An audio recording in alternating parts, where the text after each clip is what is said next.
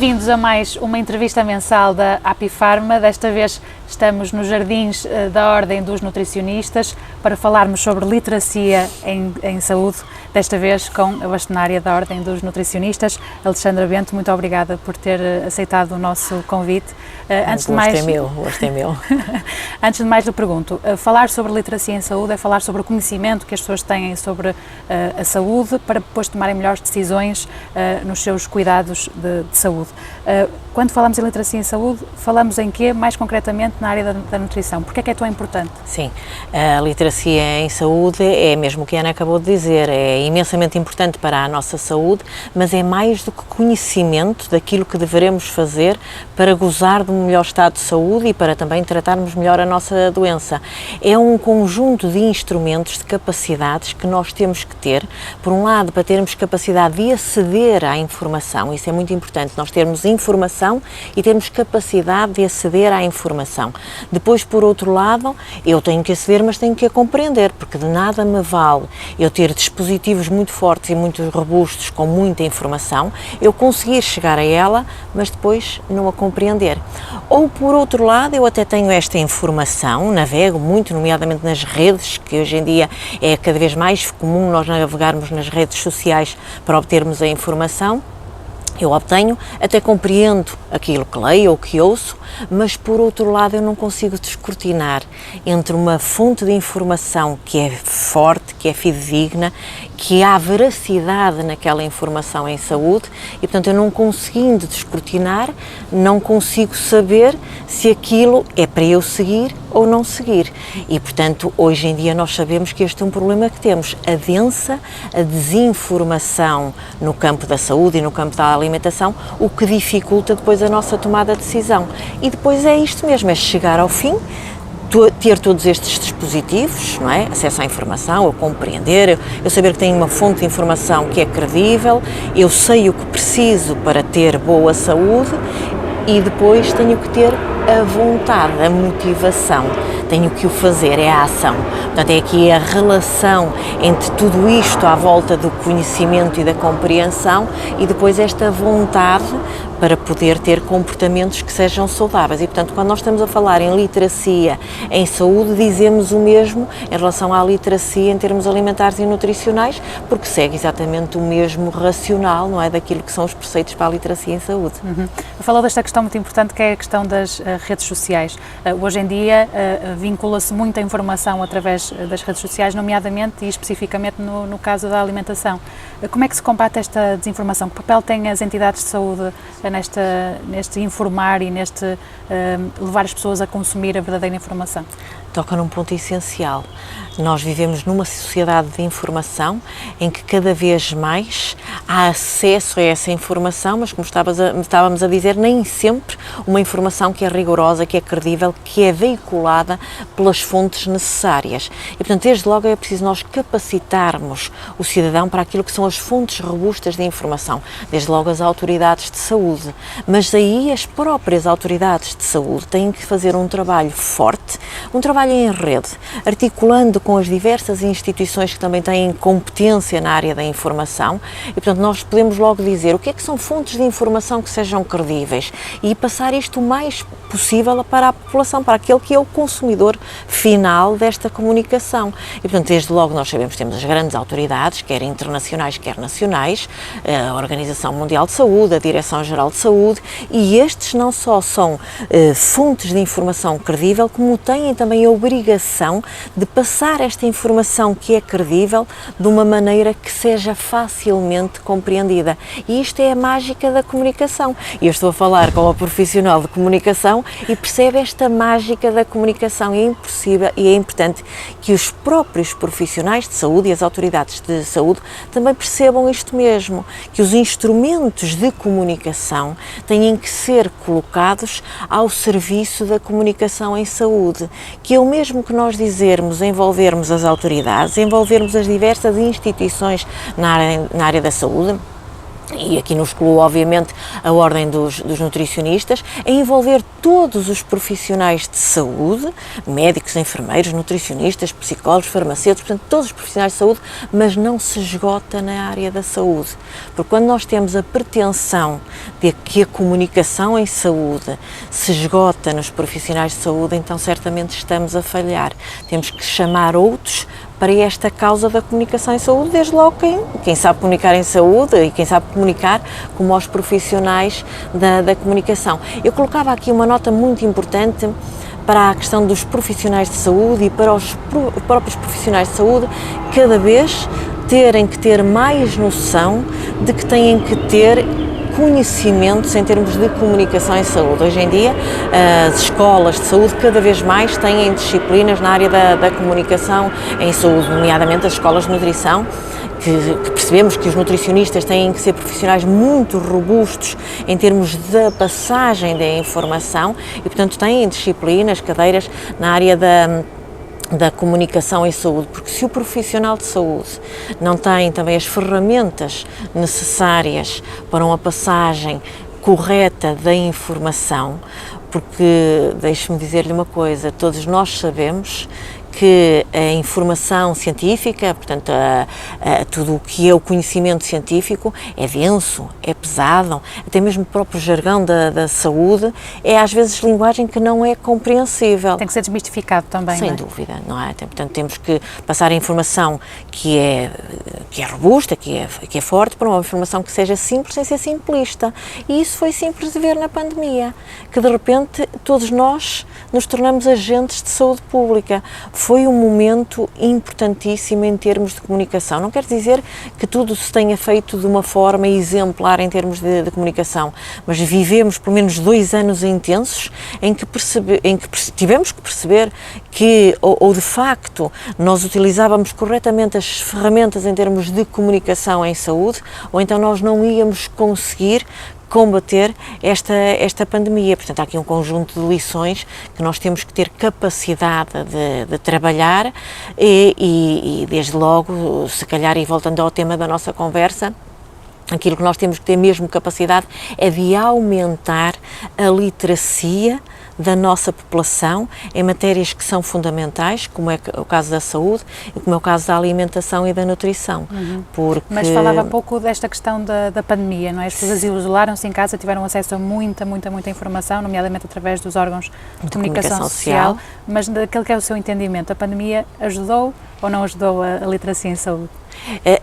A pandemia trouxe-nos um conjunto, acho que nos traz um conjunto de ensinamentos e lições para o futuro, porque de facto nós conseguimos naquele momento, e fazendo o melhor que podíamos fazer naquele momento, mas acho que nos devemos questionar para passar a fazer melhor no futuro, porque há aqui um conjunto de dimensões que são muito importantes.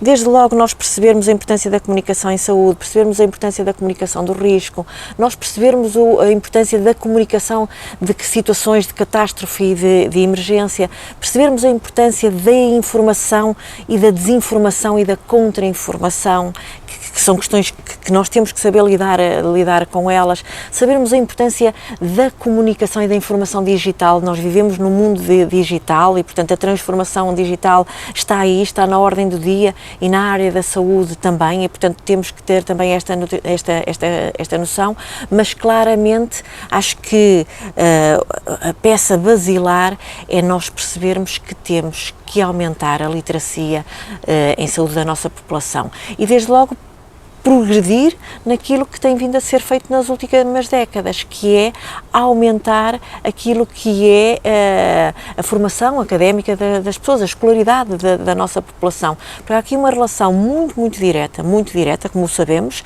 entre aquilo que é a minha formação, não é, de base, e aquilo que é a literacia em domínios como a saúde. Se eu tenho mais formação, e Portugal tem investido muito na formação, na escolaridade da população, portanto, se eu tenho uma população que é mais escolarizada, então eu tenho mais literacia também em saúde.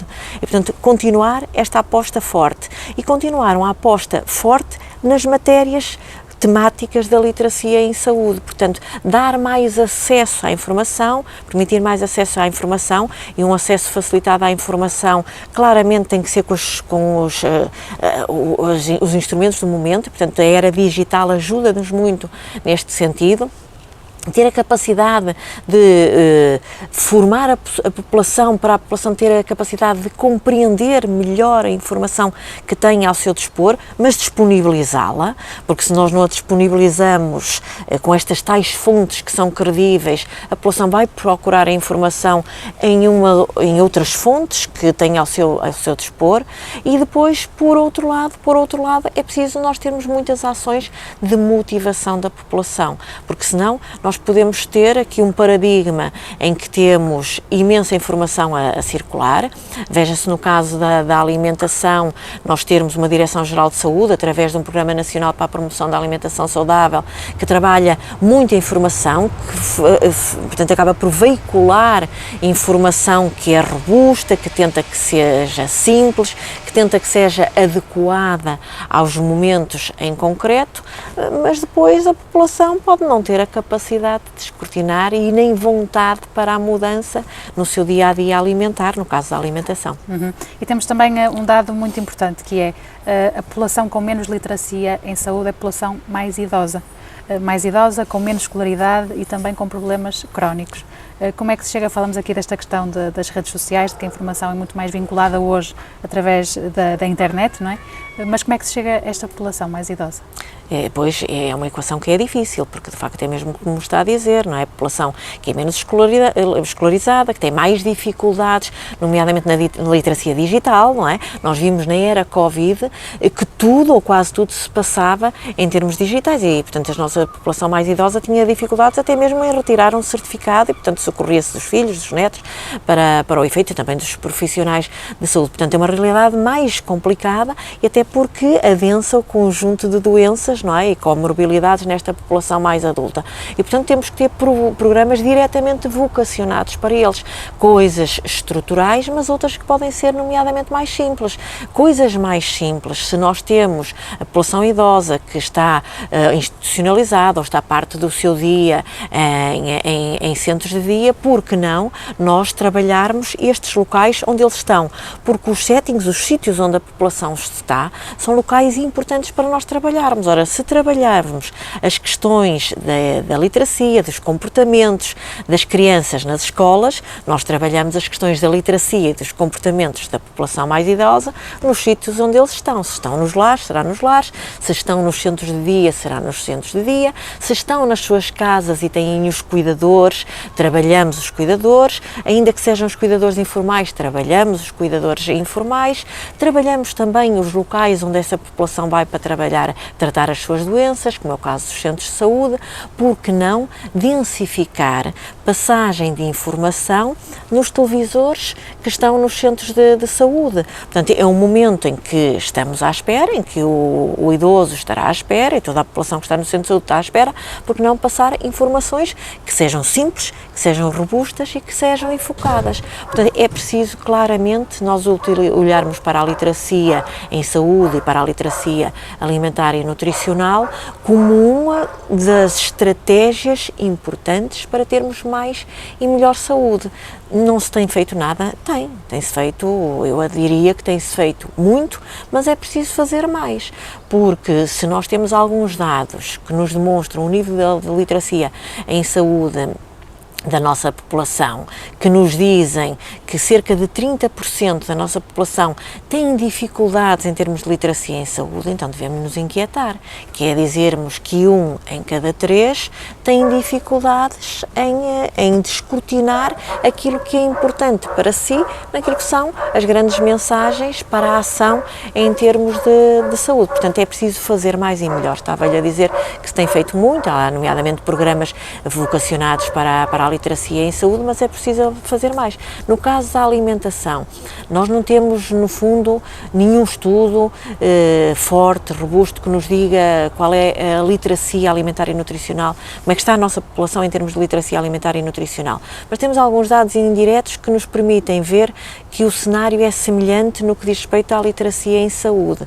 Nós temos um estudo, que já não é muito recente, mas é naquele que nos suportamos, que diz respeito à literacia em termos da leitura dos rótulos dos produtos alimentares, e em que nos diz que cerca de 40% da população tem dificuldade, portanto pega num produto alimentar, olha para o rótulo, até pode ler nas letras pequeninas que estão ao seu dispor, mas daí até retirar uma informação que seja forte para fazer uma escolha de um produto alimentar que seja bom para a sua saúde ainda vai muito, portanto 40% têm dificuldade. É por esse motivo que é defensora da rotulagem única, por exemplo? Um sistema único? Sim, porque, repare, eu sou defensora, como profissional de saúde, baseio as minhas opiniões na ciência. E o que a ciência nos diz é que, de facto, a rotulagem é difícil de compreender e há, de facto, instrumentos que são descortinadores da rotulagem, portanto, são descodificadores. Em bom rigor, é a rotulagem nutricional de caráter interpretativo e, portanto, mas são descodificadores, em que eu pego no produto alimentar, tenho a rotulagem nutricional, que essa está escrita no produto alimentar de acordo com regras legais, que valem para Portugal, para a Europa, para a França, por aí para diante, nos países que fazem parte da União Europeia. Portanto, a rotulagem é harmonizada em termos de regras europeias e, portanto, é a mesma. Só que eu olho e não percebo. Ora, se eu não percebo, e se não tenho literacia suficiente, não vou esperar que a população tenha literacia suficiente, tenho que agir. Então, como é que eu posso agir? Com um descodificador que, de maneira simples, eu olho para o produto alimentar e consiga fazer melhores escolhas com mais facilidade. E, portanto, destes descodificadores, há um conjunto deles. Eu acho que quem nos ouve sabe que há o semáforo nutricional, que são as corzinhas, o verde, o amarelo e o vermelho, para me facilitar a escolha. Ora, se tem muito vermelho, quer dizer que é uma má escolha, se tem muito verde, quer dizer que é uma melhor escolha. Hoje em dia, adensa o conjunto de artigos científicos que demonstram que há um outro que será mais robusto, que é o Nutri-Score, e portanto, se nos demonstram que este será mais robusto, talvez seja este o caminho. Bom, o que é que eu tenho a dizer em relação a esta matéria? É que deveremos, de facto, caminhar e ter um descodificador da informação nutricional dos produtos alimentares que seja único. Eu não posso ter nos produtos o semáforo, no outro Nutri-Score e noutros um outro qualquer descodificador. O meu país deve ter sempre o mesmo, de preferência deveria ter em todos os países do espaço europeu o mesmo e, portanto, é matéria que a União Europeia deverá avançar. Há discussões neste sentido, nomeadamente no Parlamento Europeu, mas também me deixe que lhe diga que enquanto a União Europeia não caminha com uma recomendação neste sentido, por que não o nosso país ter capacidade de ter uma recomendação, até porque os operadores pedem. Isto parece assim incompreensível.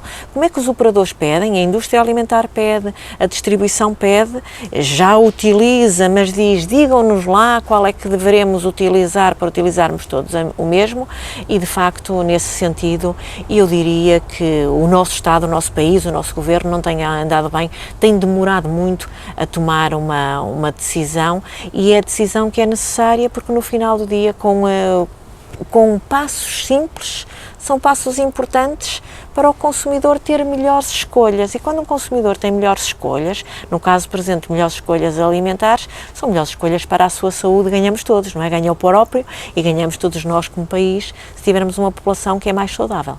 Paralelamente a isto, seria também importante, e quando falamos no caso específico da nutrição, por exemplo, reforçar o número de nutricionistas, por um lado nas escolas, por outro nos centros de saúde. É importante que a população tenha um maior contacto com estes profissionais, nomeadamente numa idade da infância, não é? Sem dúvida, claro, o mais possível a favor. Aliás, essa é a história da nossa vida, quando digo da nossa vida, da Ordem dos Nutricionistas, sensibilizar, nomeadamente os órgãos de soberania, para a importância de ter os profissionais de saúde no sítio certo e já agora também na hora certa, não é?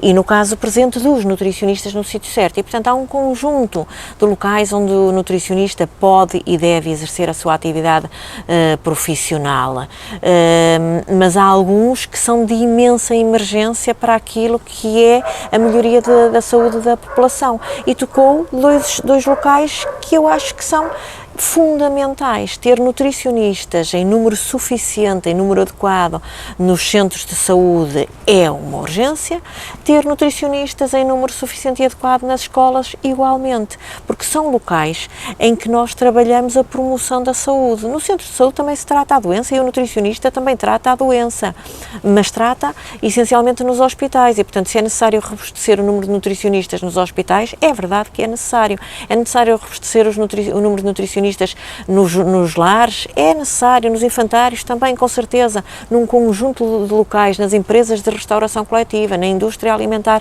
portanto, tudo que são espaços em que a matéria, a alimentação e a nutrição e que têm uma ação importante, obviamente, para a saúde da população, é importante que haja nutricionistas. Se eu pudesse elencar dois espaços essenciais, elencaria as escolas e elencaria claramente os cuidados de saúde primários, os centros de saúde. Tem ideia de quantos é que serão, qual é que seria o número ideal? Qual seria o número ideal? É preciso que o aumento seja progressivo, porque o número ideal está muito longe do número real, do número atual. Falemos em números. Portanto, nos cuidados de saúde primários, espante-se com o que eu lhe vou dizer, há 100 e poucos nutricionistas, números redondos 100, 104, 110 no máximo, portanto, números redondos 100 nutricionistas.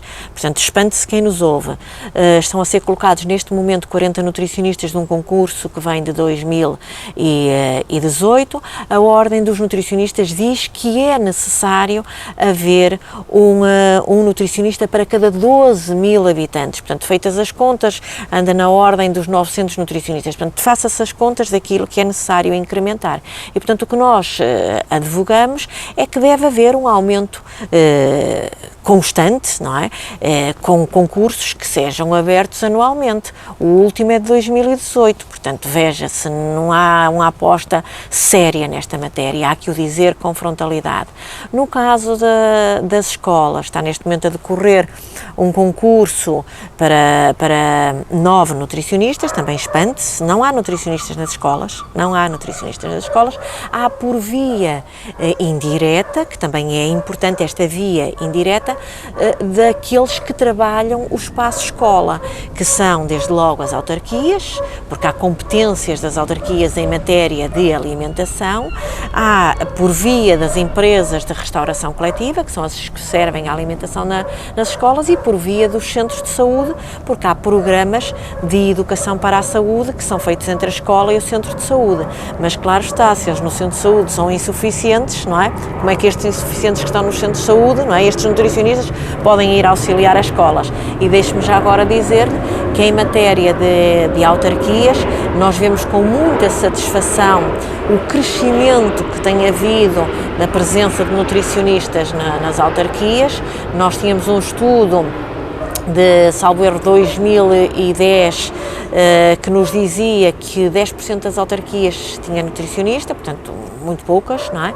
Os últimos dados, que são mesmo deste ano, nos diz que 30% das autarquias têm nutricionista. Portanto, um crescimento em cerca de uma década, que acho que é considerável, mas ainda assim eu acho que nós podemos dizer muito insuficiente se nós tivermos a noção que com a última delegação de competências nas autarquias há uma matéria desta delegação de competências absolutamente estruturante, que é a alimentação escolar, que passa a estar a cargo das autarquias. Eu não sei como é que as autarquias vão lidar com a questão da alimentação escolar se não tiver um nutricionista. E eu não sei como é que vão fazer. E todos estes valores que elencam, os tais 100 nos centros de saúde, 100 profissionais, a nível nacional? A nível nacional. É um valor muito preocupante. Sim, também demonstra muito aquilo que tem sido a ação do nosso país em termos de promoção de saúde.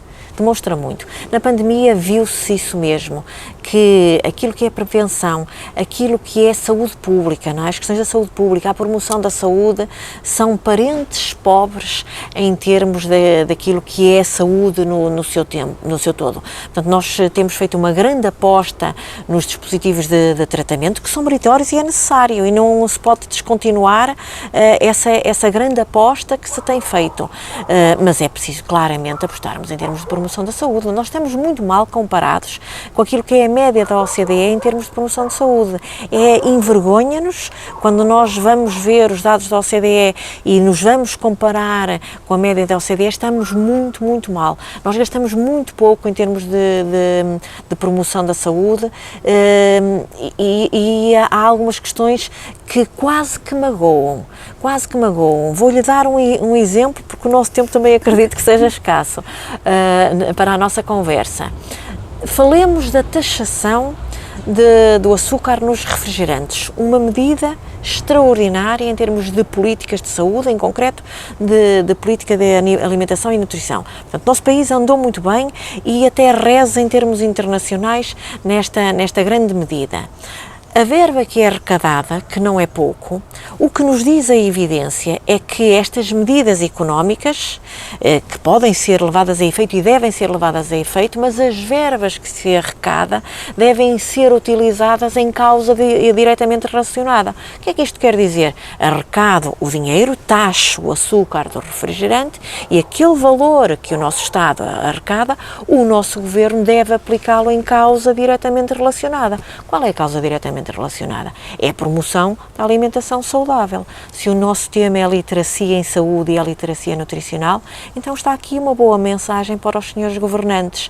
Portanto, leiam aquilo que é a evidência científica, apliquem esta verba, que não é pouca, anda na casa dos 50 milhões, 80 milhões de euros, inicialmente à volta de 80 milhões, agora na casa dos 50 milhões de euros, porque houve reformulação também dos produtos alimentares, a redução do açúcar, mas o que os nossos governantes devem extrair daqui é, ok, se temos esta verba, vamos aplicá-la diretamente, porque o que nós queremos, no final do dia, é que seja uma medida custo-eficaz. Portanto, eu apliquei a medida, retiro o dinheiro desta medida, vou aplicar a verba no local certo. Quer isso dizer, então, que o Governo não tem sabido aproveitar as oportunidades, é isso? Neste caso, andou bem com a medida.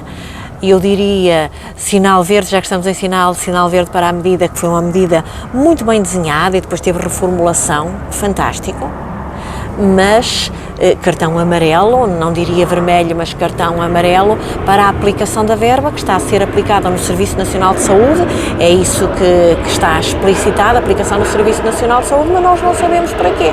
E, portanto, está a ser aplicado, por exemplo, para adquirir equipamentos para o tratamento, que são importantes, mas não é uma correta utilização para uma política que foi desenhada intencionalmente para promover a melhoria dos hábitos alimentares da população. Bastonária, muito obrigada. Esperemos que esta conversa também sirva para aumentar a literacia em saúde. Obrigada. Acredito que Quanto sim. a nós, até à próxima entrevista da Apifarma.